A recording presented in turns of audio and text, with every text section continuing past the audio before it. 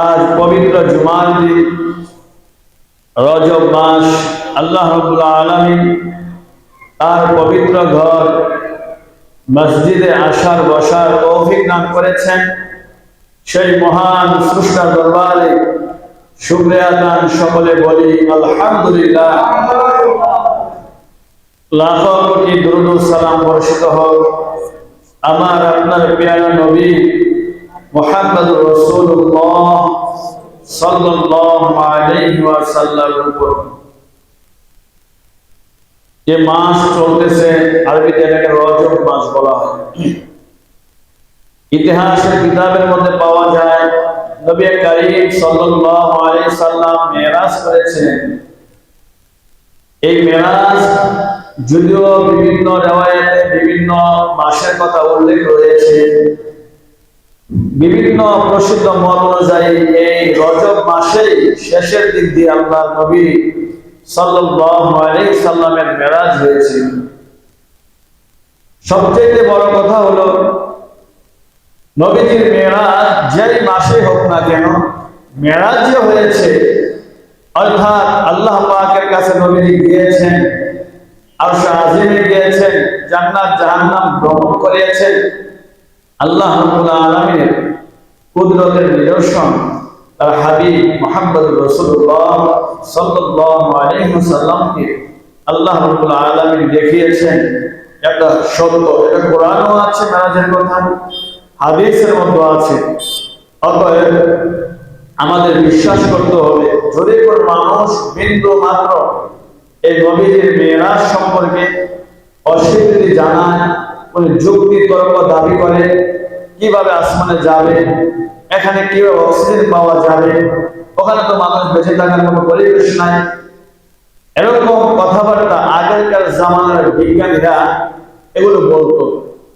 তারা মনে করতো কিভাবে সম্ভব মানুষ আকাশে যাবে, সপ্ত আসমান পর্যন্ত পৌঁছাবে, যার দূরত্ব দুনিয়ার জমিন থেকে প্রথম আসমান 500 বছরের রাস্তা, অল্প সময় কিভাবে সম্ভব।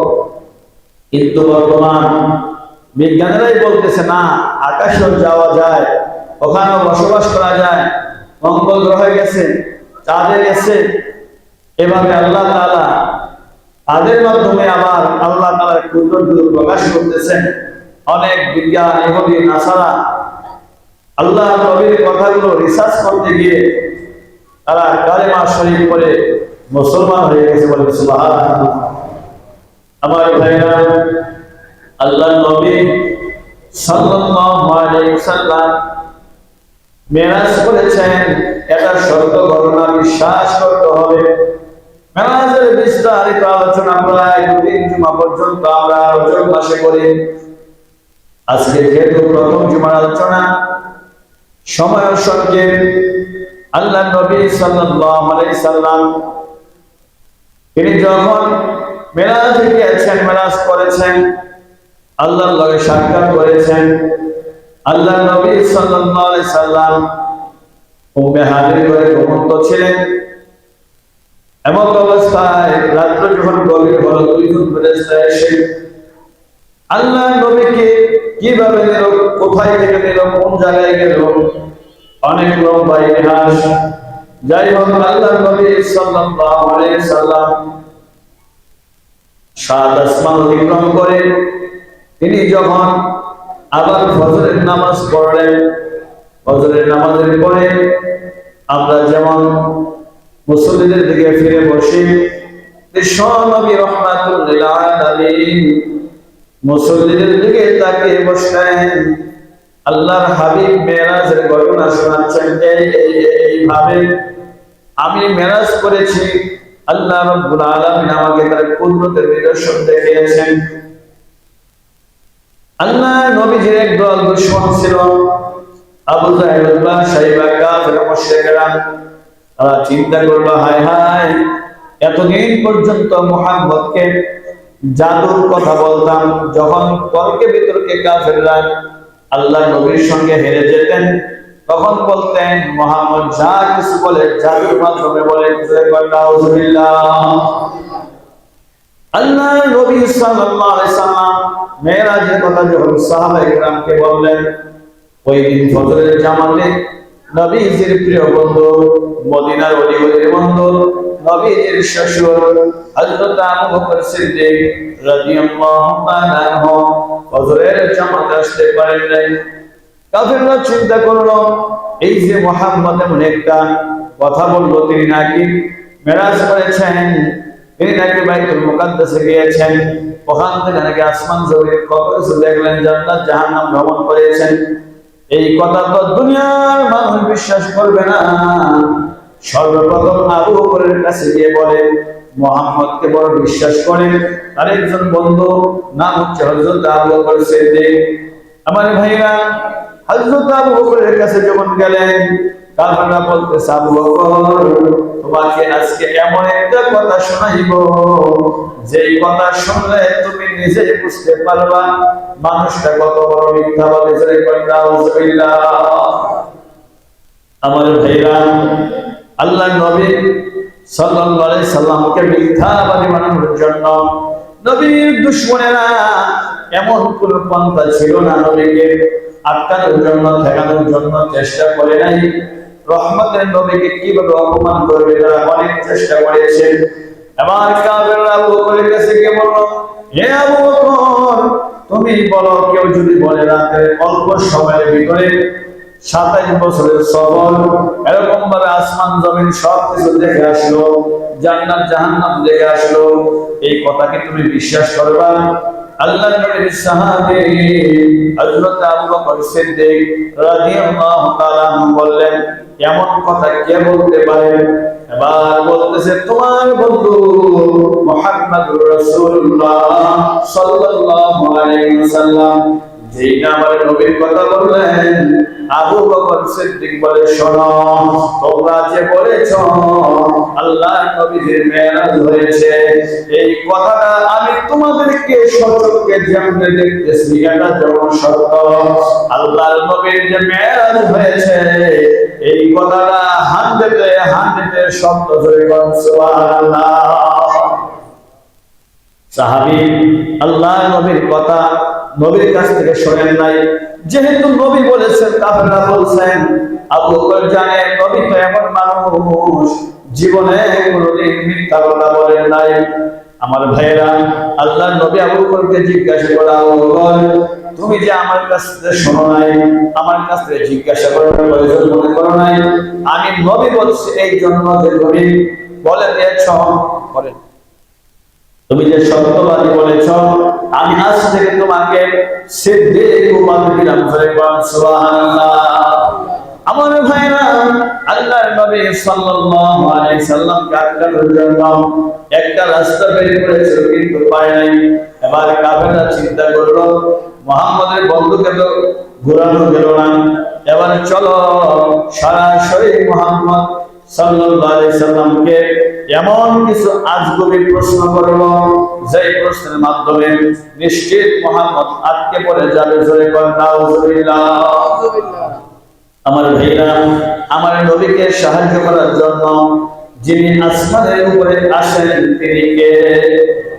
আল্লাহ রাব্বুল আলামিন তার হাবিবকে সব দিক দিয়ে সহযোগিতা করেন, সাহায্য করেন, কারণ তিনি তো রহমতের নবী, তিনি তো মায়ের নবী। আল্লাহর হাবিব সাল্লাল্লাহু আলাইহি ওয়াসাল্লাম নবীর কাছে কাফেররা গেল, গিয়ে বলতেছে, মুহাম্মদ, তুমি তো বলেছ তুমি নাকি বাইতুল্লাহ থেকে বাইতুল মুকাদ্দাসে গিয়েছ, ওখানে গিয়ে তুমি নামাজ পড়েছ। আচ্ছা বলো তো দেখি, ওই বাইতুল মুকাদ্দাসের কয়টা দরজা আছে, কয়টা সিঁড়ি আছে, কয়টা জানালা আছে? এই সব প্রশ্ন যখন নবীকে করলেন, আল্লাহ নবী অবাক হয়ে গেলেন, কারণ নবী ওখানে গেলেন, নামলেন, 2 রাকাত নামাজ পড়লেন, নবী তো দরজা কয়টা বলে নাই, জানালা কয়টা বলে নাই, নবী তো আটকা পড়ে গেলেন। আল্লাহ নবী তো নিজের থেকে কোনো কিছু বলতেন না, নবী আমার অপেক্ষা করতেছে, দেখি আল্লাহ রাব্বুল আলামিন সাহায্য করেন কিনা। আপনাদের কাছে জানতে চাই বাজান, এই যে কাফেররা আল্লাহর নবীকে আজগুবি কিছু প্রশ্ন করলো, নবীকে আটকানোর জন্য, অপমানের জন্য, এই দৃশ্য আল্লাহ রাব্বুল আলামিন দেখতেছেন কি দেখতেছেন না? আল্লাহ কি দেখেন না? আল্লাহ পাক সব দেখতেছেন। আল্লাহ রাব্বুল আলামিন জিবরাইল আমিনকে পাঠায়া দিলেন, যাও জিবরাইল যাও মক্কার কাফেররা আমার বন্ধুকে আটকানোর জন্য, মিথ্যাবাদী বানানোর জন্য এমন কিছু প্রশ্ন করলো। আমার বন্ধু তো নামাজ পড়ে চলে গেছেন, তিনি তো দরজা জানালা গনে নাই, বদর আমার বন্ধুকে যেন তারা কোনো অপমান না করতে পারে। তুমি একটা কাজ করো, বাইতুল মুকাদ্দাসের নকশা অথবা পুরা বাইতুল মুকাদ্দাসটাকে তুমি উঠাইয়া আমার বন্ধু মুহাম্মদুর রাসূলুল্লাহ সাল্লাল্লাহু আলাইহি সাল্লামের সামনে হাজির করে দাও। সুবহানাল্লাহ। হাদিস শরীফের মধ্যে এসেছেন, কবি আমার বলেন, ফাজাল্লাল্লাহু লি বাইতাল মুকাদ্দাস ফাতাফিকতু খুবিরুহুম আন আয়াতিহি ওয়া লানাহুল। আল্লাহ নবী বলেন, জিবরাইল মুহূর্তের মধ্যে আমার সামনে এসে হাজির হয়ে গেল। পুরা বাইতুল মুকাদ্দাসের নকশা আমার সামনে জিবরাইল বলেছে। আমি নবী দেখে দেখে গণনা করে বেঈমানদের প্রশ্নের জবাব দিয়া দিছি। সুবহানাল্লাহ। আমার ভাইরা, আল্লাহর হাবিব বলেন, আমি উম্মে হানির ঘরে ঘুমন্ত ছিলাম। এমন অবস্থায় জিবরাইল আর মিকাইল দুইজন ফেরেশতা আসলো, আয়েশা আমাকে উঠালো। উঠানোর পরে হাতের ভিতরে আমাকে নিয়ে যায়, জমজম কুয়ার পাশে আমাকে শোয়ায় দেওয়া হয়। আমাকে শোয় আমার বুকটাকে ফাড়া হয়। ফাড়ার পরে আমি নদীর ভিতরে জমজমের পানি দিয়ে এরকমভাবে ধৌত করলেন। ধৌত করার পরে আবার এটাকে সেলাই করে দিলেন।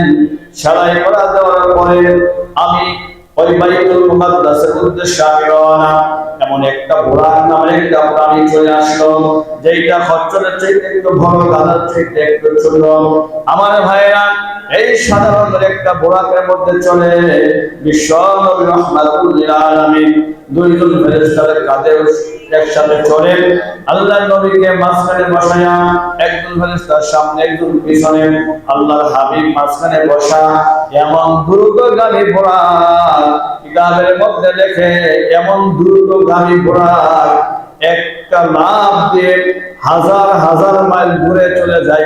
সুবহানাল্লাহ। মক্কা থেকে মদিনা 3,500 কিলোমিটার দূর। সে ফিলিস্তিনের জেরুজালেম, সে বাইতুল মুকাদ্দাসে একটা লাফ দিয়ে বুরাক ওই জায়গার মধ্যে চলে যায়। যাওয়ার পরে আল্লাহ নবী সাল্লাল্লাহু আলাইহি ওয়াসাল্লাম দেখতেছেন, আল্লাহ তাআলা আদম থেকে শুরু করে সমস্ত নবীদেরকে বাইতুল মুকাদ্দাসের মধ্যে একত্রিত করলেন। আল্লাহ নবীজি নামাজ পড়বেন, 2 রাকাত নামাজ পড়বেন। কে ইমামতি করবে? ইমাম শব্দের অর্থ হচ্ছে নেতা। কে নেতা হবে? আল্লাহ নবী সাল্লাল্লাহু আলাইহি সাল্লামকে জিবরাইল আমিন সমস্ত নবীদের সামনে ইমামতিতে দাঁড় করায় দিলেন। সুবহানাল্লাহ। আল্লাহ পাক বুঝাইলেন, জিবরাইল আমার বন্ধু সমস্ত নবীদের নবী, সমস্ত নবীদের সরদার। সুবহানাল্লাহ। আমার ভাইরা, আল্লাহর নবী সাল্লাল্লাহু আলাইহি সাল্লাম এই বাইতুল মুকাদ্দাস থেকে ঊর্ধ্বগমন আসমান পর্যন্ত যাবেন। আল্লাহ পাক কথাগুলো কোরআনে বলেছেন। সূরাতুল বানি ইসরাঈলের প্রথম পৃষ্ঠার মধ্যে আল্লাহ পাক বলেছেন, সুবহানাল্লাযী আসরা বি'আবদিহি লাইলাম মিনাল মাসজিদিল হারাম ইলাল মাসজিদিল আকসাল্লাযী বারাকনা হাওলাহু লিনুরিয়াহু মিন আয়াতিনা ইন্নাহু হুয়াস সামিউল বাসীর। আল্লাহ পাক বলেন, আমি আমার বন্ধু মুহাম্মদ রাসূলুল্লাহ সাল্লাল্লাহু আলাইহি সাল্লামকে মেরাজ করেছি, ঊর্ধ্ব গমনে নিয়েছি। আমি আল্লাহ আমার বন্ধুকে আমার কুদরতের নিদর্শন দেখানোর জন্য, জান্নাত জাহান্নাম দেখাইবার জন্য, যাতে করে পৃথিবীর কোন নাস্তিকার বেঈমান এই কথা বলতে না পারে মুসলমানের ধর্মটা হলো মাত্র বিশ্বাসের মতো, জান্নাত কেউ দেখা নাই জাহান্নাম কেউ দেখা নাই, এই কথা যেন না বলতে পারে। এই জন্য আল্লাহ রাব্বুল আলামিন তার প্রিয় হাবিব দুনিয়ার সমস্ত মানুষকে দেখালে যতটুকু বিশ্বাস হলো আল্লাহর নবীকে একা দেখানোর মাধ্যমে তার চাইতে কোটি গুণে বেশি আমরা বিশ্বাস করি। সুবহানাল্লাহ। আল্লাহ নবীকে বুরাকের মাধ্যমে উপর দিকে রওনা। আমার ভাইরা, এর মাঝখানে নবীজি অনেক কিছু দেখলেন। মুসা নবীর কবরের সঙ্গে সাক্ষাৎ হইলেন। সময় অল্প। আল্লাহ নবী যখন আকাশের দিকে আরম্ভ করে দিলেন উঠা, সিঁড়ি মেরাজ মানে সিঁড়ি যখন উঠা আরম্ভ করে দিলেন, যেতে যেতে জমিন থেকে 500 বছরের রাস্তা প্রথম আসমানে গেলেন। প্রথম আসমানে যাওয়ার পরে আমাদের আদি পিতা হযরত আদম আলাইহিস সালাতু ওয়াস সালামের সঙ্গে আল্লাহর নবীর সাক্ষাৎ হয়ে গেল। সুবহানাল্লাহ। আল্লাহর নবী আমার আপনার নবীকে হযরত আদম আলাইহিস সালাতু ওয়াস সালাম স্বাগত জানাইলেন। এই জায়গার মধ্যে আরো অনেক কথা রয়েছে। আদম নবীর ডান দিকে তাকালে হাসে, বাম দিকে তাকালে কাঁদে। এগুলো আলোচনা আরো ইনশাআল্লাহ একবার করব, কিন্তু সময় সংক্ষেপ। আল্লাহর নবী সাল্লাল্লাহু আলাইহি সাল্লাম প্রথম আসমানে গেলেন, আদম নবী তাকে স্বাগত জানাইলেন। দ্বিতীয় আসমানে হযরত ঈসা ইয়াহইয়া আলাইহিস সালাতু ওয়াস সালাম নবীকে স্বাগত জানাইলেন। এইভাবে হযরত ইদ্রিস আলাইহিস সালাতু ওয়াস সালাম, এইভাবে হযরত মুসা আলাইহিস সালাতু ওয়াস সালাম, হারুন আলাইহিস সালাতু ওয়াস সালাম, একজন নবী এইভাবে আসমানের মধ্যে একটা আসমানে আল্লাহর হাবিব সাল্লাল্লাহু আলাইহি সাল্লামকে অভ্যর্থনা জানানোর জন্য, স্বাগত জানানোর জন্য আল্লাহ রাব্বুল আলামিন সেটেল করে রেখেছেন। সুবহানাল্লাহ। দুনিয়ায় দেখবেন একজন এমপি মন্ত্রী যখন এক থানা থেকে আরেক থানায় যায়, বা এক জেলা থেকে আরেক জেলায় একটা মন্ত্রী যায়, তখন রাস্তার মধ্যে প্রটোকল দেয়, এরকম ভাবে সম্মান জানায়, ফুল ছিটায়। আল্লাহর নবী সাল্লাল্লাহু আলাইহি সাল্লাম আসমানে যাবেন, আল্লাহ তাআলা দুনিয়ার সবচেয়ে দামি মানুষ যারা, নবী রাসূল যাদের কোনো গুনাহ নাই, নিষ্পাপ, তাদেরকে দিয়ে আল্লাহ রাব্বুল আলামিন আমার আপনার প্রিয় নবীকে স্বাগতম জানাইলেন। সুবহানাল্লাহ। আমার ভাইরা, এইভাবে নবী যেতে যেতে সপ্ত আসমানের উপরে গেলেন। ওখানে গিয়ে আমার আপনার জাতির পিতা, যারা এই মুসলিম জাহানের জন্য অনেক বেশি কষ্ট যে নবী করেছেন, অনেক পরীক্ষা যিনি দিয়েছেন, প্রত্যেকটা পরীক্ষা যিনি 100-এ উত্তীর্ণ হয়েছেন, সেই নবী হযরত ইব্রাহিম আলাইহিস সালাতু ওয়াস সালাম এরকম ভাবে আল্লাহর নবীর সঙ্গে দেখা। ওখানে 7 আসমানের উপরে ইব্রাহিম নবী আমার আপনার নবীকে স্বাগতম জানাইলেন। আমার ভাইরা, নবীজি গিয়ে দেখেন 7 আসমানের উপরে দুনিয়ায় যেমন খানায়ে কাবা মসজিদ, এরকম খানায়ে কাবা থেকে সোজা উপরে 7 আসমানের উপরে আল্লাহ পাকের আরশ আজিমের নিচে একটা ঘর রয়েছে, যে ঘরটার নাম হচ্ছে বাইতুল মামুর। সুবহানাল্লাহ। এই বাইতুল মামুরের মধ্যে ইবাদত যিনি করেন, যারা করেন, তারা হচ্ছেন আল্লাহ রাব্বুল আলামিনের ফেরেশতা। আল্লাহ তাআলা এত ফেরেশতা বানাইলেন, এত অসংখ্য অগণিত ফেরেশতা আল্লাহ তাআলা বানিয়েছেন। নবীজি বলেন পরিমাণটা হিসাব করা যাবে না, যে এত পরিমাণ। একটা মোটামুটি একটা হিসাব বুঝাইছে মানুষ বোঝার জন্য কি পরিমাণ ফেরেশতা আল্লাহ বানাইছেন। এই ঘরের ভিতরে অর্থাৎ বাইতুল মামুরে 70,000 ফেরেশতা একসাথে ঢুকার পরে ওখানে 2 রাকাত নামাজ পড়ে। জোরে বলে কয় রাকাত? 2 রাকাত নামাজ পড়ার পরে এই যে ফেরেশতা বের হলো, কিয়ামতের আগ পর্যন্ত এই 70,000 দ্বিতীয়বার একবার 2 রাকাত নামাজ পড়বে, এই সিরিয়াল আর পাবে না। সুবহানাল্লাহ। কত শত বছর চলে গেছে পৃথিবীর, আরো কত হাজার বছর যাবে, স্টেশন নাই। এর মধ্যে সিরিয়াল পাবে না, তাহলে কি পরিমাণ আল্লাহ নবী সাল্লাল্লাহু আলাইহি সাল্লাম বলেন অসংখ্য অগণিত ফেরেশতা আল্লাহ তাআলা বানিয়েছেন। যাই হোক, এরপরে নবী আল্লাহ পাকের কাছে গেছেন, কি কথা বললেন, জাহান্নামে কি শাস্তি দেখলেন, জান্নাতে কি রকম আযাব দেখলেন, আমরা সামনে আলোচনা করব। আপনারা সকলে জানেন আমাদের মসজিদ মাদ্রাসার উদ্যোগে আজ বিশাল এক ওয়াজ দোয়ার মাহফিল, জানেন আপনারা সবাই। আপনারা যদি ওয়াজ মাহফিল গুলো মজলিস গুলো হাদিসে নবীজি বলছেন, ও আমার সাহাবীরা, তোমরা যখন দুনিয়াতে বেহেশতের বাগান দেখবা ওখানে ঢুকে যাইবা, বসে যাইবা। সাহাবায়ে কেরাম বলেন, ইয়া রাসূলুল্লাহ, ইয়া হাবিবাল্লাহ, দুনিয়ায় আবার জান্নাতের বাগান কোনটি? কোন বাগানগুলোকে জান্নাতের বাগান বলা হয়? আল্লাহর নবী কয়, যেখানে কোরআন আলোচনা করা হয়, দুনিয়ার মধ্যে যেখানে কোরআন আলোচনা করা হয়, হাদিস আলোচনা করা হয়, আল্লাহর নামে জিকির করা হয়, ওই মজলিসগুলো দুনিয়াতে যেন বেহেশতের বাগান। সুবহানাল্লাহ। আল্লাহ পাক কোরআনে বলেন, ওয়াইযা কুরিয়াল কুরআনু ফাসতামিউ লাহু ওয়া আনসিতু লাআল্লাকুম তুরহামুন। আল্লাহ পাক বলেন, তোমরা যে কোরআনের মজলিসে বসো, কোরআনের মজমার মধ্যে যখন তোমরা বসো, কথা না বলে চুপচাপ মনোযোগ সহকারে কোরআন শুনবা, আলোচনা শুনবা, যাবার সময় আল্লাহ তোমাদেরকে একটা ডিগ্রি দিয়ে দিবে, উপাধি দিয়ে দিবে। এই উপাধির নাম হলো লাআল্লাকুম তুরহামুন। আল্লাহ তোমাদের উপরে রহম করবেন, আল্লাহ তোমাদের উপরে দয়া করবেন। এই রহম আর দয়ার মানে হলো পৃথিবীর সমস্ত মুফাসসিরিন একরাম একমত, এই যে তুমি দুনিয়াতে জান্নাতের বাগানের মধ্যে বসলা, এই দুনিয়ার জান্নাত তোমাকে আসল জান্নাতে পৌঁছায় দেবে। সুবহানাল্লাহ।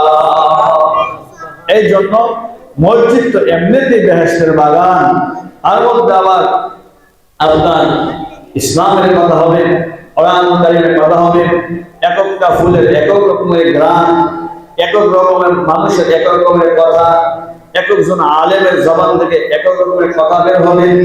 রাসূল কারীম সাল্লাল্লাহু আলাইহি ওয়াসাল্লাম বলেন, উলামায়ে কেরামের মজলিসে বসা মানে নবীদের মজলিসে বসা। সুবহানাল্লাহ। আমাদের এখানে যিনি প্রধান মেহমান আসবেন তিনি হচ্ছেন আপনার আল্লাহ তাআলার কুদরত। আল্লাহ তাআলা যে কত রকমের কুদরত সৃষ্টি করতে পারে এগুলো দেখানোর জন্য আল্লাহ তাআলা বলছেন, কুল সিরু ফিল আরদ, জমিনে তোমরা ঘুরো, সফর করো, আল্লাহর সৃষ্টি কুদরত তোমরা দেখো, আমি আল্লাহ কত কিছু বানিয়েছি। আজকে যে হুজুর আসবেন, এই হুজুর তিনি একজন হাফেজ মাওলানা মুফতি, একটা মাদ্রাসার প্রিন্সিপাল। উনি সাইজে একটু ছোট, 36 বা 32 ইঞ্চি। এই যে আল্লাহ পাক বানাইছেন, বুঝাইতে চায় বান্দা দেখো, আমি আল্লাহ ইচ্ছা করলে তোমাকে বানাইতে পারতাম, আমি ওনাকে বানাইছি। ওনার হিসাবে আমাদের তুলনায় ওনার একটু অসুস্থ, যেমন আমরা সব দিকে ঠিক, ওনার যেমন একটু ব্যাঠিক, কিন্তু আল্লাহ তাআলা এই সমস্ত মানুষের দোয়া আল্লাহ কবুল করে। সুবহানাল্লাহ। আর তিনি হচ্ছেন মুসাফির মানুষ। আমরা কবরবাসীর উদ্যোগে মাহফিল দিয়েছি, আপনারা সবাই সহযোগিতা করেছেন, সব এলাকা থেকে সহযোগিতা করেছেন। আপনারা সবাই আসবেন, সবার জন্য দোয়া। ইনশাআল্লাহ মাহফিলের পরে আপনাদের জন্য একটু খাবারের ব্যবস্থা ইনশাআল্লাহ সমাজবাসী করছেন। ইনশাআল্লাহ আপনারা থাকবেন তো ইনশাআল্লাহ। আমরা দেখা যায় দূর ভাড়াকে যেতে পারি না, কিতাবের মধ্যে আছে 40 জনের মানুষ যে মজলিসে থাকে, আশা করা যায় ওখানে একজন না একজন আল্লাহর পেয়ারা বান্দা আছে। সুবহানাল্লাহ। খালি আমার গায়ে জুব্বা টুপি দেখলে আমি খুব আল্লাহওয়ালা এমন না, আমারও এমন একটা আমল থাকতে পারে যে আমলের কারণে আল্লাহ নারাজ হতে পারে না। আবার এমনও মানুষ থাকতে পারে সাধারণ মানুষ, কিন্তু তার ভিতরে আল্লাহর ভয় আছে, তার ভিতরে আল্লাহর প্রেম আছে, নবীর ভালোবাসা আছে। হতে পারে না বলেন? দেখা যায় মুসা আলাইহিস সালাম, যাই হোক সময় কম, শেষ। আপনারা ইনশাআল্লাহ মাহফিলের মধ্যে আসবেন, বসবেন। যদি আমরা সবাই আসি, বসি, তাহলে আশপাশের মানুষ যারা আসবে বিভিন্ন জায়গা থেকে তারা খুশি হবে। এলাকার মানুষগুলো খুব ভদ্র, তারা মাহফিলের মধ্যে সুন্দর করে আসছে, বসছে, সুনাম করবে। আর দেখা যায় যে আমরা সমাজের মানুষই না আসি, মনে করেন যে 80টা ঘর সমাজে, একজন করে লোক যদি মুরব্বী আসে 80 জন, তাই না? আর দু এক বাচ্চা আছে, তাহলে মসজিদ বলে দেওয়ার কথা। আমাদের এখানে বিভিন্ন জায়গা থেকে মানুষ আসবে, আপনারা তাদেরকে সম্মান দেবেন। হ্যাঁ, যারা আমাদের এলাকাবাসী আছেন, তারা একটা লোকের কথা বলে, ভাই কথা বলেন না, বাচ্চারা থামাই দিবেন সুন্দরভাবে। হ্যাঁ, ভিতরে ঢুকাই দিবেন। বাহিরের মানুষগুলোকে আগে আগে ভিতরে ঢুকায় তাদেরকে বসাই দিবেন, যাতে তারা এমন না বুঝতে পারে যে আরে ওই মসজিদে গেছিলাম, ওই এলাকার মানুষগুলো আমাদের সাথে খারাপ ব্যবহার করছে, তাই না? এমন যত না হয়। ইনশাল্লাহ আপনাদের সকলের দাওয়াত আমাদের মাদ্রাসা সেক্রেটারি কামাল ভাইয়ের পক্ষ থেকে, সভাপতি সুমন ভাইয়ের পক্ষ থেকে, এরকম কমিটির পক্ষ থেকে, সকলের পক্ষ থেকে ইনশাল্লাহ আপনাদেরকে দাওয়াত দিলাম। আপনারা সবাই থাকবেন, আসবেন। মাহফিল আমরা অন্যান্য জায়গার মতো অনেক রাত্র করবো না, আমরা অনেক রাত্র করবো না। সকল কবরবাসীর জন্য দোয়া হবে। আপনার আত্মীয় স্বজন যে জায়গায় থাকুক, যে জায়গায় নির্দিষ্ট কোনো এই নাই যে মাসুমাবাদ কবরবাসীর জন্য বা মিয়াবাড়ি বা মুড়া কবরবাসীর জন্য, এখানে সকল কবরবাসী আল্লাহর বান্দা ইমান নিয়ে যারা পৃথিবীর যেখানে শুয়ে আছে সকলের জন্য এখানে দোয়া হবে। চেষ্টা করবেন যে এই দোয়ার মধ্যে একটি শরীক যেন থাকতে পারি। আল্লাহ